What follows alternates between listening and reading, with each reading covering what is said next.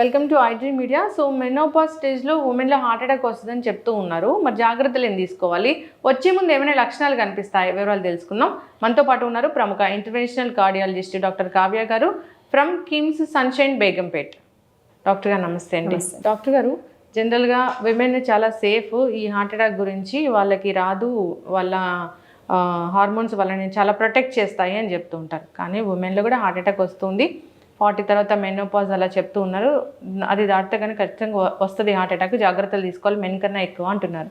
ఏం చెప్తారు మ్యామ్? అంటే మీరు అన్నట్టు ప్రీ మెనోపాజల్ ఏజ్లో మన ఈస్ట్రోజన్ అండ్ ప్రొజెస్ట్రాన్ వల్ల కార్డియాక్ డిజీజ్ వరకు కొంతవరకు అయితే ప్రొటెక్షన్ ఉంటుంది. అంటే రక్తం పల్చగా, రక్తం గడ్డ కట్టుకుంటూ ఉంటుంది ఈ హార్మోన్స్ వల్ల. రక్తం పల్చగానే ఉంటుంది ఈస్ట్రోజన్ అండ్ ప్రొజెస్ట్రాన్ వల్ల. కానీ ఆఫ్టర్ మెనోపాజ్ ఏమంటుందంటే హార్మోన్ లెవెల్స్ తగ్గిపోతాయి. అప్పుడు they come and same risk as men అనమాట. పోస్ట్ మెనోపాజ్ మేల్స్ ఒకటే రిస్క్ మీద వచ్చేస్తారు. ఎందుకంటే హార్మోన్ లెవెల్స్ తగ్గిపోయాయి, రక్తం పల్చగా ఉండదు, గడ్డ కట్టే ఛాన్సెస్ ఎక్కువ ఉంటాయి. So post menopausal women also చాలా వరకు ఒబీస్ ఉంటారు. చాలా మందికి ఆ ఏజ్ గ్రూప్ లో ఇండియన్స్ చాలా మంది డయాబెటిక్స్ ఉంటారు, హైపర్ టెన్సివ్స్ ఉంటారు. ఈ కామన్ రిస్క్ ఫ్యాక్టర్స్ వల్ల ఇంకా హార్ట్ అటాక్ వచ్చే ఛాన్సెస్ ఎక్కువ ఉంటాయి అన్నమాట.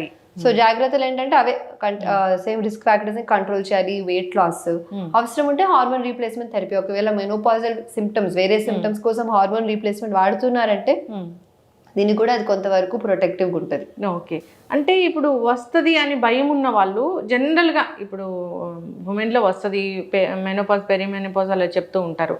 వాళ్ళు ఎలాంటి టెస్టులు చేయించుకోవాలి, అసలు ఏ ఏజ్ తర్వాత చేయించుకోవాలి? అదే అండి, అబవ్ 40 మెనోపాజ్ ఉన్నా లేకపోయినా ECG, 2D echo, treadmill test, cardiac కి, cholesterol test, blood pressure and sugar test అవి చేయించుకుంటే మంచిది. ఎన్నాళ్ళకి ఒకసారి చేయించుకోవాలి వాటిని? ఒకవేళ నార్మల్ గానే ఉన్నాయి అనుకోండి, మీరు 5 years లో ఒకసారి చేసినా పర్వాలేదు. 3 to 5 years అనుకోండి. బట్ ఒకవేళ ఆల్రెడీ ఉన్నాయి డయాబెటీస్, హైపర్ టెన్షన్ అంటే అట్లీస్ట్ ఎవ్రీ 3 months కి షుగర్ టెస్ట్, ఎవ్రీ 6 months ఒకసారి కొలెస్ట్రాల్ టెస్ట్ చేయించుకోవడం మంచిది. హార్ట్ ఎన్లార్జ్ అయింది అని చెప్తూ ఉంటారు, అది ఉమెన్ లో మనం చూస్తామా? అంటే విమెన్ అండ్ మెన్ కాదండి. అండ్ హార్ట్ ఎన్లార్జ్ అవ్వడం అంటే మసిల్లో ప్రాబ్లం ఉండొచ్చు, కండరంలో ప్రాబ్లం ఉండొచ్చు, లేదా రక్తనాళాల్లో బ్లాక్ ఉండడం వల్ల కూడా ఉబ్బుతుంది అనమాట గుండె. దాన్ని కార్డియోమయోపతి అంటారు. దానివల్ల గుండె పంపింగ్ తగ్గిపోయి ఆయాసము, కాలు వాపులు అవన్నీ వస్తాయి అనమాట. ఫీమేల్స్ అనే కాదు, మేల్స్ ఆర్ ఫీమేల్స్ లో వస్తాయి. ఈ కార్డియోమయోపతి వస్తే ట్రీట్మెంట్ అనేది ఎట్లా ఉంటుంది? అదేంటంటే ఆయాసం తగ్గడానికి కొన్ని టాబ్లెట్స్ ఉంటాయి.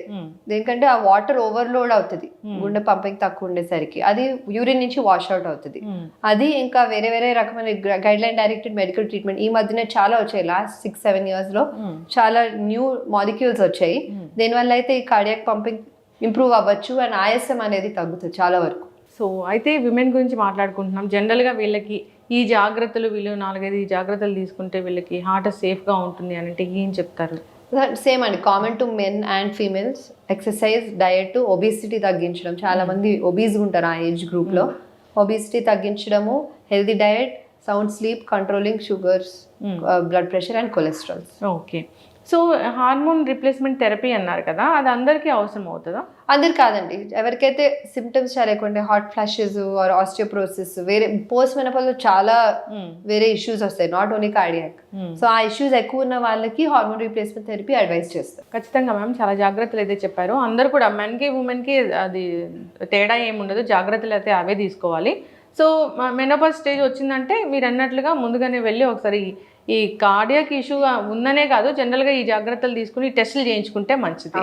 సో టోటల్ బాడీ చెకప్ అని కూడా చెప్తూ ఉంటారు, చేయించుకోవడం. మ్యామోగ్రామ్, బోన్ డెన్సిటీ, ఎందుకంటే ఆస్టియోపోరోసిస్ వస్తుంది, సో బోన్ స్కాన్స్ అవన్నీ చేయించుకోవడమే మంచిది. తల్లికి ఉంటే గుండె జబ్బు పిల్లలకు వచ్చే అవకాశం ఉంటుంది అట్లా?